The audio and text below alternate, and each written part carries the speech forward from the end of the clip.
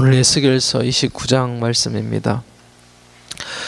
29장 말씀부터 32장 말씀까지는 애굽의 그 심판에 대한 말씀입니다. 1절의 말씀 보니까 예루살렘 함락 7개월 전입니다.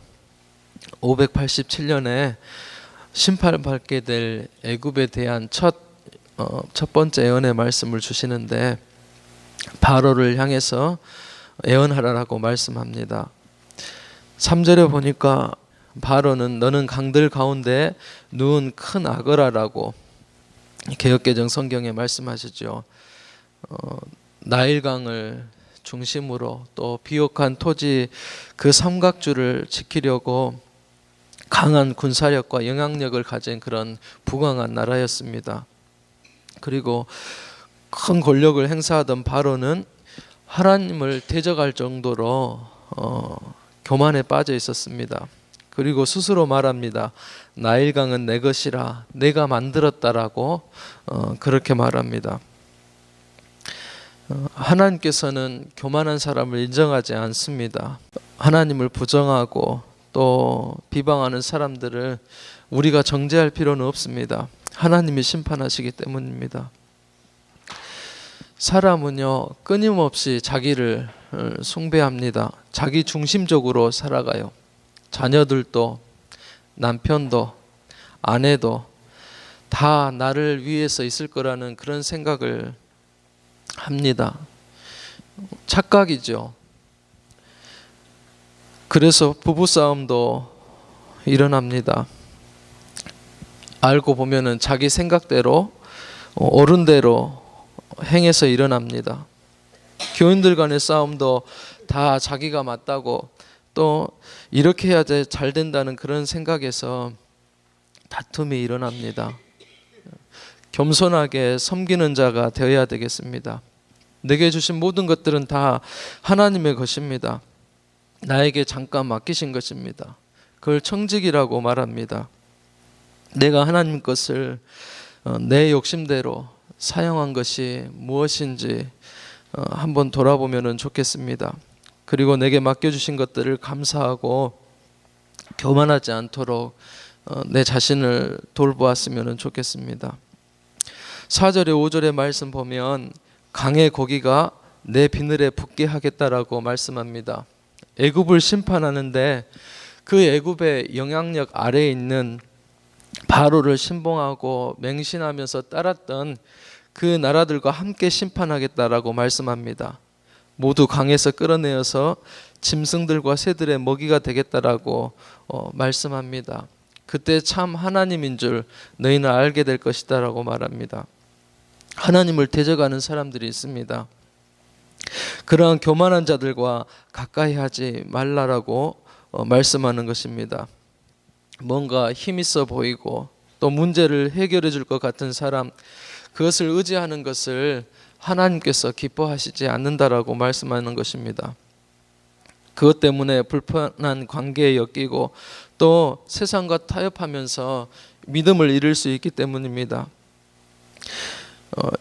정말 도울 수 없는 인생을 의지하지 말고 나에게 참 도움이 되고 또 도와주시는 그 하나님께 진실하게 구하는 우리의 모습이 되었으면 좋겠습니다.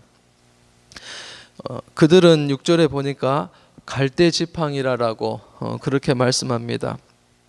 이스라엘에 의지했던 그 애굽은 갈대 지팡이였다라는 것입니다.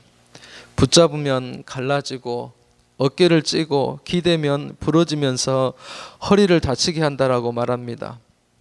의지해봤자 아무 도움이 되지 않고 잘못 의지했다가는 오히려 상처만 받고 넘어진다는 그런 말씀이죠.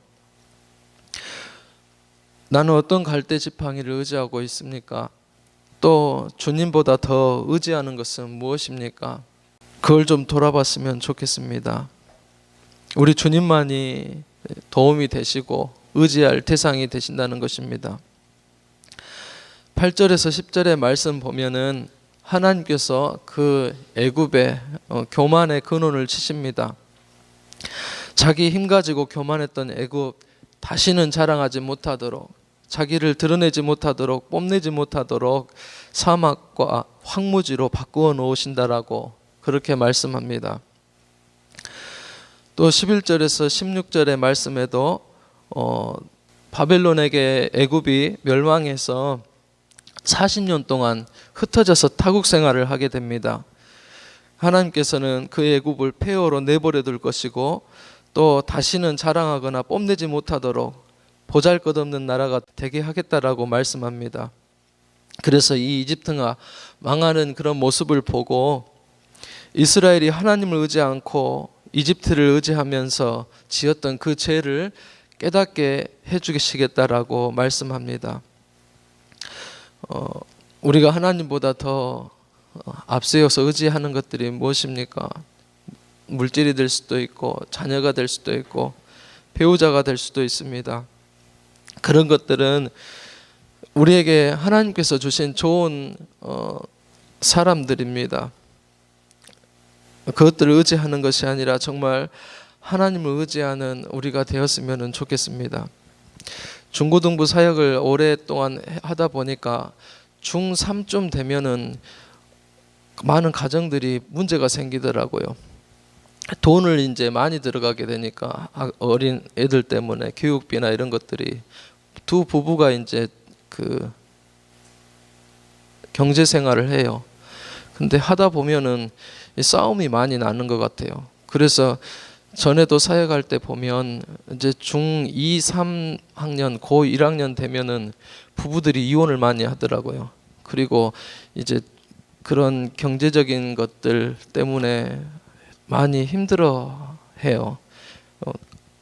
그러면서 부부들 중에 아내가 하는 말이 나는 남편만 이제까지 믿고 살아왔는데 전혀 그럴 필요가 없겠다라는 얘기를 해요. 내가 왜 그렇게 내 남편만 의지하면서 힘들게 하고 볶았는지 모르겠다고 그런 소리를 하시더라고요.